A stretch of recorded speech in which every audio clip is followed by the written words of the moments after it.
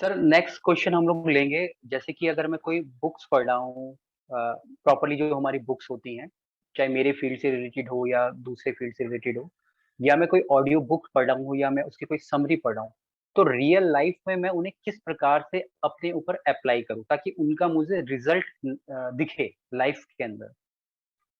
वाह। एग्जैक्टली इसी टॉपिक पे मेरी दूसरी किताब आने वाली है इस साल नवंबर में। ओके।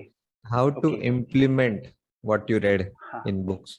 जो सबसे ओके। ज्यादा इम्पोर्टेंट है, तो जब किताब का आखिरी पन्ना खत्म हो जाता है पढ़ के, तो हाँ हाँ। आपकी जर्नी खत्म नहीं होती, आपकी जर्नी वहां से शुरू होती है। यू हैव टू शुरू लिव होती द है। बुक, वरना सब कुछ हाँ वेस्ट है। तो बहुत सारे इस पे मैं अभी अगले 4 घंटे भी बात कर सकता हूँ, क्योंकि मैं उस पर किताब लिख रहा हूँ। हाँ। कुछ आइडियाज शेयर करना चाहूंगा कि देखो, सीखना और उसको अप्लाई करना, ये दो अलग फेजेस नहीं है, दोनों एक ही चीज होती है। क्योंकि हमको स्कूलों में सिखाया गया है कि 10 साल चार दीवारों में बैठो, बैठो। टीचर का सुनो, और फिर रियल वर्ल्ड में अप्लाई करो। तो दो अलग हाँ चीजें की। इसका मतलब क्लासरूम रियल वर्ल्ड नहीं है क्या? ऐसा हाँ नहीं है। हाँ हाँ दोनों एक ही चीज है। इट्स लाइक कोई लड़की ऐसा बोलती है क्या कि मैं हाँ पियानो सीख रही हूँ, फिर मैं पियानो हाँ, बजाऊंगी? बचाऊंगी। ऐसा नहीं है। दोनों एक ही है ना, हाँ हाँ बजाते बजाते हाँ, सीखेगी, सीखते सीखते सीखना है। बजाएगी। तो यही है कि ऐसा नहीं है कि आखिरी पन्ने तक जाके फिर अभी चलो बुक खत्म हो गई, अभी मुझे अप्लाई करना है, ऐसा नहीं है। पढ़ते पढ़ते ही आप एक पैराग्राफ पढ़ो, एक लाइन पढ़ो, एक चैप्टर पढ़ो, उसमें से कुछ एक ऐसी चीज भाती है हमको कि अरे, ये तो कुछ अलग ही बोल रहा है, पर हाँ सही बोल रहा है, मैं गलत था। और फिर फोर्स ओके। करो उस आइडिया को नो एक्शन में लाने की अगले 48 घंटे में। ओके, कुछ भी हो, भले ही वो आइडिया उस एरिया में नहीं हो जो ऑथर ने बोला है, वो आप कहीं और यूज करो। बिजनेस आइडिया आप जिम में यूज करो, है ना? तो ऐसा मैं करता हूँ। और इनफैक्ट लगभग अभी 6 साल हो गए बुकलेट मेक इंडिया रीड को होके। ऑलमोस्ट एवरी डिसीजन, एक्शन कहीं ना कहीं बुक से ही मैं इंस्पायर हुआ हूँ। इनफैक्ट जो भी करता हूँ मैं, पूरा श्रेय ऑथर्स को और जो ग्रेट बुक्स हैं उनको ही जाता है।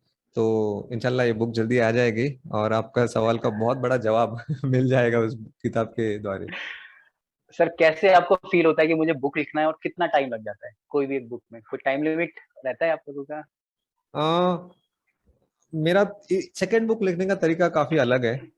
तो मोस्टली 80% किताब इसी पे लिखी गई है, मोबाइल पे, मतलब मेरे व्हाट्सएप पे। ओके। तो मैंने क्या किया आइडिया, मैंने देखा कि जो लिखना है मुझे कहीं ना कहीं पे भी सूझता है, फिर वो टॉयलेट सीट पे हो, ट्रेन में हो, हाँ या सही बात है। कहीं कहीं पे भी सूझता है वो। और फिर तो जरूरी नहीं कि उस वक्त पेन पेपर मेरे पास हो, या पेन। हाँ हाँ हाँ। जरूरी, पर एक चीज हमारे हमारे अंग का एक हिस्सा हो गई, और वो है मोबाइल, राइट? ये तो हमेशा अपने पास रहता है, फोन। या फोन। आई विश वो, हाँ कभी कभी वो मेरे पास टॉयलेट में भी रहता है, हाँ विच इज हाँ। Not good, I know. तो मैंने सोचा कि चलो जो है इस उसी का यूज करते हैं। कुछ अलग मैं लूंगा, उस पर खर्चा करूंगा। तो मैंने क्या किया, मेरे दोस्त को बोला कि एक व्हाट्सएप ग्रुप बनाते हैं, तो उसको मैंने ऐड किया, और फिर उसको बोला कि तू इस ग्रुप से निकल जा। हाँ तो बचा मैं ही हाँ उस ग्रुप में। तो बेसिकली मैं खुद को मैसेजेस करूंगा, किसी कोई और डिस्टर्ब नहीं होगा। फिर जब भी कुछ आइडियाज आते हैं मेरे बुक में लिखने का, वो सब मैं उस मैसेजेस के तौर पे डाल देता हूँ, जो मुझे खुद को ही मिलते हैं। सो वो व्हाट्सएप में पूरे स्टोर हो जाते हैं। वो। और फिर उसका फ्लो, एडिटिंग, ग्रामेटिकल मिस्टेक्स वगैरह सब बाद में होगा ही। तो एक नया तरीका है बुक लिखने का। और इतना इजी हो गया है कि आज सुबह से मैंने 4 मैसेजेस खुद को लिखे हैं, और उसके 4 पन्ने ऐड हो गए मेरे बुक में। तो यही I think it's a very good way of writing a book, कि पहले आप फ्लो के बारे में, अच्छा लिख रहा हूँ या बुरा लिख रहा हूँ, इसके बारे में मत सोचो, बस दिमाग खाली करो। जो आपके जहन में है सब लिख दो, either on paper, on laptop, और ऑन मोबाइल, जैसे मैं कर रहा हूँ।